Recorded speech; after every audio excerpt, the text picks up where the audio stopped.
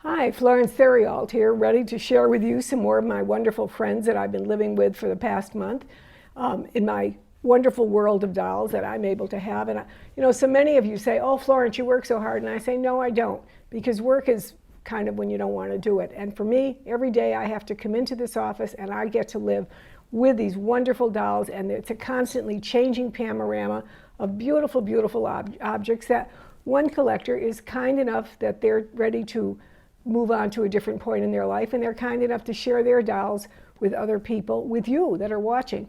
So here I am to try to be the intermediary and show you what some of these wonderful dolls are that you might decide to welcome into your home. We are so fortunate, this particular auction, to have this incredible collection of French bisque bébés. I mean, it's so rare if we can even have one Bru bébé by Leon Casimir Bru in an auction, but to have 1, 2, 3, 4, 5 from the classic period of Bru is extraordinary. And look at the wonderful sizes. That's what I want to show you. And the condition and the original costumes and original shoes is really, really extraordinary. Here's the tiniest one. This French bisque bébé is a size 0. And how many do you ever find of the size 0? She has a lovely antique white like mother-made costume, I would call, but definitely made for her many, many years ago. And her beautiful antique wig and bisque hands and what I like to call the splendid eyes. And look at them. They are so gorgeous. Look at how tiny she is. She's so wonderful and rare. Then we have next to her another wonderful Bru, and this one is in her completely original Bru dress. Wonderful. I'm going to turn it around and bonnet, and I want you to see it all the way around.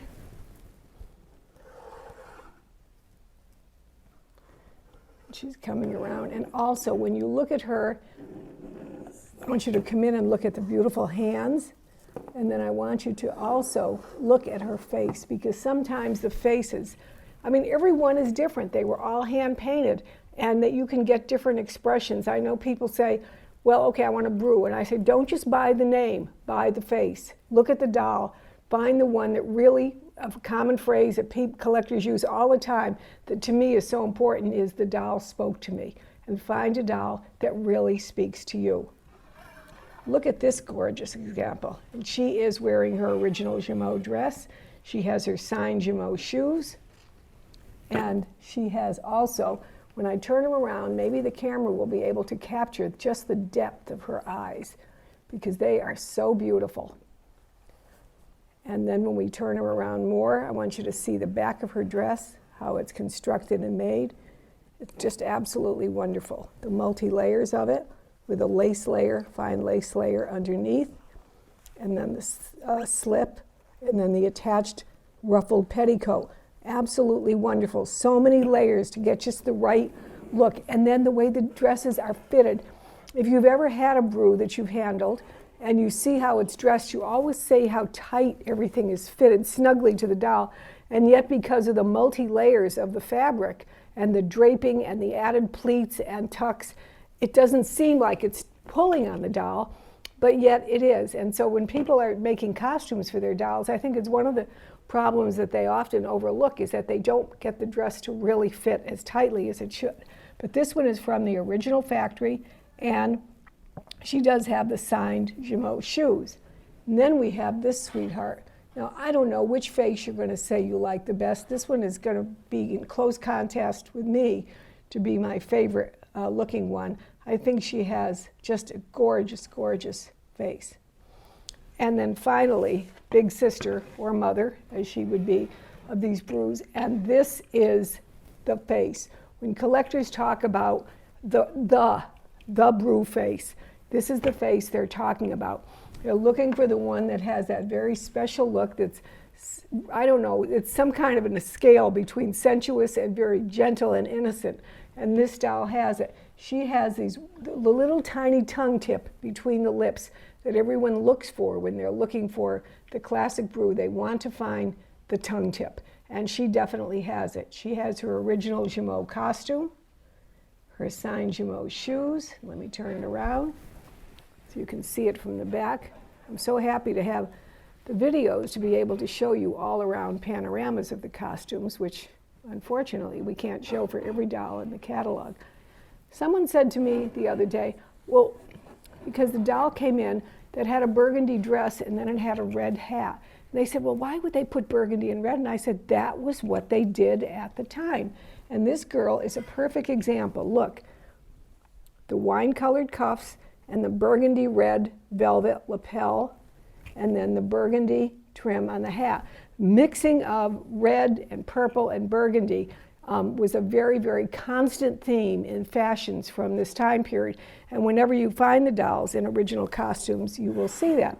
You can look at this little girl again, and you can see that her basic costume is burgundy, but the design of the bumblebee design throughout the fabric is in red and gold. So a constant use of that same type of theme. So here are our wonderful brews, and I would love to hear from you. Which is your favorite? Which one speaks to you? Well, the other French makers are not left far behind, let me tell you, because here is one of the highlights of the auction. This stunning little, tiny, tiny bébé, A.T. bébé by André Tullier. And how many have you ever seen in all your years of collecting? Okay, I've seen a lot of dolls, and I have probably not seen more than 1, 2, or 3 of the tiny A.T. bébés like this. She is an absolute gem. Turn her around, you can see, oh, that face. If that face doesn't speak to you, you're not listening. And I'm going to tip it back a little so maybe you can actually see just how beautiful these eyes are. Very, very gorgeous, gorgeous face. And now also, you not only have to decide between the brews, but I want to ask you, brew, A.T. A.T., brew, A.T., brew. Which do you like? It's such, well, I guess you could like them both. And if you can't like those, then perhaps you could like this beautiful little C. Steiner, little miniature Steiners. When you can find, look, I'm going to make her eyes open and close from the wire lever at the back of her head. And that was what they were designed to do. The little Steiners, Withy always have the original signed Steiner eyes made particularly for this doll. She has the sweetest little costume, and she's absolutely, absolutely a gem. Look at the back of her. Look at that wig, that original wig that's cascading all the way down to her hips. And she has, not at the same level of rarity, but certainly a great charming fellow to add to your group of little guys over here. We have the Jester by Denham Muir in a petite size, little closed-mouth Jester in his factory original costume, and he is an absolute sweetheart too. I wanted to share one other thing from you, which really doesn't fit into this category at all, but I found particularly compelling, and this is one of the French wedding domes, the Globe de Mariée, that we have talked about so often in our auctions.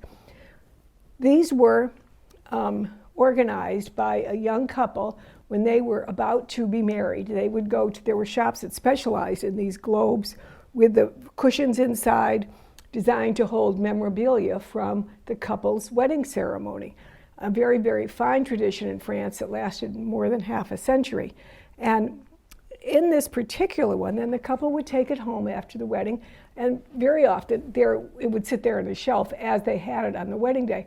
But some families were more creative, and they used it to put in pieces of memorabilia, ephemera, that were memories of their family. And here's one that is absolutely wonderful, because inside, over the years, were added 3 little all bisque dolls in their original costumes as they came from the factory, really representing little children from 1890, 1900 period. So they had 3 antique bisque dolls, and they're standing next to a chair. And on the chair are these tiny, tiny, smaller than postage size tin types of mother, father, and grandmother. So perhaps this was put in here, the 3 children that the family had after a while, and then memories sitting there enjoying the memories of their mother and father. I saved her for our second part of the session because I wanted you to really get into it and be looking at all of these extraordinary dolls, and then turn back time. The dolls that we were just looking at, the Brew dolls, were from the 1880 period. And now we're going back, we're traveling back in time almost 130 years, 130 years. We're traveling back to visit this glorious, regal, 29-inch doll from England, a fabulously carved doll from England that in the catalog I have described as a well-bred English wooden doll. She is from about the 1750 period, and one of the comments that we want to make about her is her, you have to see her from all sides. The English dolls at this time were mostly all hand-carved, and one of the things that I think people don't always consider the fact that when they're large in this type, they had to be considered a very, very luxurious model because of the large piece of wood that would have been commanded for the head and torso. Only a very wealthy aristocratic family could commission a doll like this. So much we don't know about these dolls yet. Were they made as a portrait of someone in the family? Was there a particular style? Like we do know that there were the dolls known as the Clapham family series dolls that all tend to have a distinctive look. We don't know who the makers of some of these dolls are, and we haven't been able to put together an exact inventory of what the dolls would be. But we know certain things that we look for. We look for dolls that are really highly characterized, which this doll is. For example, one of the things I noticed in cataloging it with is she doesn't have plump round cheeks. She has full cheeks, but they're elongated, and the curvature of them begins right below the eyes. So the eye socket becomes a very, very well-defined piece. Her nose is beautifully, it's regal, it's elegant. She has a high crowned forehead, and in those times there were a lot of definitions of what constituted a very intelligent, aristocratic, upper-class person, and the very high forehead would be one of the features that would be looked at. So in every way, she definitely came from a very wealthy, aristocratic family. She was at one point during her life pictured in the Rosalie Weil Museum of Doll Art, not pictured, but featured in that museum that was part of there. And after leaving that museum, she's resided in the same collector's home now for about 20 years. So we do know a short part of her family history from about, I guess about 1970 perhaps, when she entered the museum, until the present time. But we don't know where she lived or what she did before that. We do know from clues she came from a very aristocratic family. And we do suspect that she stayed in that same family for many, many decades because her costume, her wonderful trousseau, she has, wait, I have to look it up, I keep forgetting. I think it's 12 original, she owns 12 gowns that were, most of them especially created for her. So the three I'm showing here were from the actual time of the doll, the mid-1700s. They're wearing, like she is, the robe à la Française, which with the wide pannier sides. And this particular costume is made of the finest fabric, and I'll tell you a secret. It was made from the leftover pieces of a gown that was made for the lady of the house at that time in 1750, 1740. She had a gown made for her in this extraordinary material, a textured material with all of the interwoven embroidery on it. And from the leftover pieces of that, a gown was fashioned for her doll or for her daughter's doll, as it may be. We have the actual gown, which we will be offering at the auction, that the pieces, scraps made from that gown were used to make this gown. And we have the actual lady's gown, which also we will be offering. Now she is wearing this. She has her coral necklace. She has her coral earrings. She has the gown. All of these gowns are structured so there's access to the little pockets, which were not pockets in the gown, but which were actually like little fabric pieces that Madame wore around her waist, and she could keep coins or keys or a secret love message or whatever was exciting at the time. I was really taken, I love fabrics, and I was really taken with studying the wonderful fabrics and designs on them and reading about the various systems that were used to create these different looks, like the polished finish on this one is absolutely wonderful. And that is a complete study in itself, the production of the textiles for these 3 early gowns. Now, as time passed, the family kept the doll, and assuredly it passed on from daughter to daughter. And as time went on, fashions changed over time. And so the daughter would have wanted the doll to have a fashion that would have been more in style with her times. So there were, in addition to these, and you will see them in the catalog, there, as I say, there are 12 gowns. You will see gowns that were made also from the 1860 period, and then some from a bit even more recent than that. So different periods of gowns as the doll progressed in the family history. But these 3 early ones definitely from her own life period, and all sorts of wonderful accessories too. Look, for example, at her, look at her petticoat, her quilted petticoat. Absolutely wonderful workmanship that was done on this. You know, it was cold in those days. You had to wear a lot of clothes just to keep you warm. And just a wonderful piece. One of our highlights of the auction. I'm very pleased to be able to handle her, and I hope she goes into a wonderful collection of people who are trying to continue the study of these wooden dolls, do comparisons, and see if they can come up with a litany of who the various makers might have been. And when I say makers, don't think of big manufacturing. Think of one person sitting in their studio, in their little workshop, carving these and developed a particular style. An extraordinary doll. I will say now, congratulations to whoever is able and proud enough to own this doll in the future. So while we're looking at early dolls, even though it does move you almost 100 years later on in history, I wanted to show you 2 other wonderful early dolls that we have in this auction. It is harder and harder to find good early porcelain dolls from the early periods, but we do have 2 here. We have, you know, when I first started cataloging porcelain dolls from this time period, 1840 to 50 time period, I would always read they had brown hair, and yet I would have these dolls come in and I would see them and I would start to catalog them as having black hair.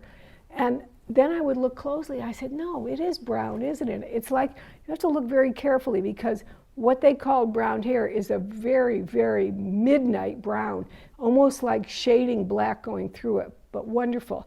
We have an example here of a doll. The larger one has a signed KPM mark inside the shoulder plate, where many of them have their, unfortunately, hidden attributions, and you know, sometimes you're able to access it and sometimes you just have to make an educated guess. But this one we did have access, and she is signed with the KPM signature. And look at this, look at her profile. She's absolutely wonderful. She has the most gentle, enigmatic smile. Very, very beautiful. She has the gleaming porcelain, but she also is not white, so she has shaded complexion tones, and that is important. I'm going to turn it to the side, and then I'm going to turn it to the back so you can see how her hairstyle is. And she is wearing her original costume, so you can see this particular style of costume, of which, by the way, our lovely wooden doll has 3 gowns in this particular style from the 1840 period, antique gowns. So again, part of the wooden doll's family history. Here she is dressed in a costume that would have been from her era. Now the other one, I love this doll. Okay, look, let's be honest, she's kind of homely. She's got a sad little face. She really is sad. But look at her hair. Look at that hair. Is that great? I don't know, whoever was working to put that hair, her little girl and her mom was working to put her hair together, and she was yanking that hair back, and I'm going to get it back out of your face once and for all. Well, instead, no, I think I'll loop it over your ears and soften it, and then I'll get it way back, and then it's a chignon extended out the back, almost like a funnel, and then wrapped with tiniest little narrow braids. Very, very beautiful piece. Not certain of the maker. We have had another one, and when we were selling one of the European museums, and that was attributed by the museum to Royal Copenhagen, which is likely what this is. This was from the early Kendall collection. This was her original, not original provenance, but a recent provenance was from the Kendall collection. So these are some of the wonderful early dolls we have in this auction, and there are others as well.